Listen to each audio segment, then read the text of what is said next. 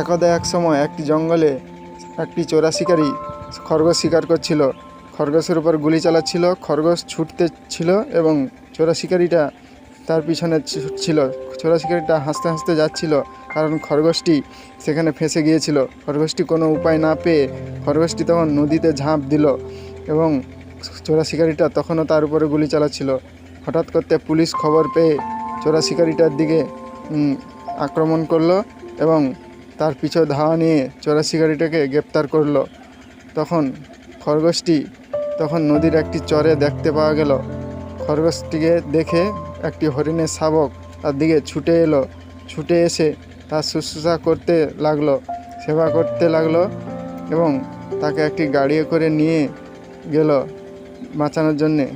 তার উপরে একটি পট্টি লাগিয়ে তাকে সুস্থ করে তুলল এবং তারা আনন্দে খুশিতে তারা মজা করছিল এবং একটি গাজর এনে খরগোশটিকে দিতে শুরু করলো। খরগোশটি গাজর খাচ্ছিল এবং তারা খুব আনন্দে দিন কাটাচ্ছিল। একদা একটি নেকড়ে বাঘ তাদেরকে ধাওয়া করছিল।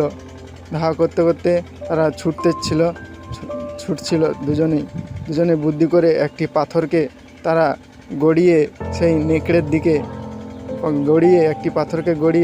দিকে ছুঁড়ে মারল এবং সেই পাথরের ছুঁড়ে মারার ফলে পাথরটি ছুটে এসে নেকড়ের গায়ে লাগলো এবং নেকড়েটি মারা গেল এবং তার দুজনে আনন্দে উচ্ছ্বাসিত হলো।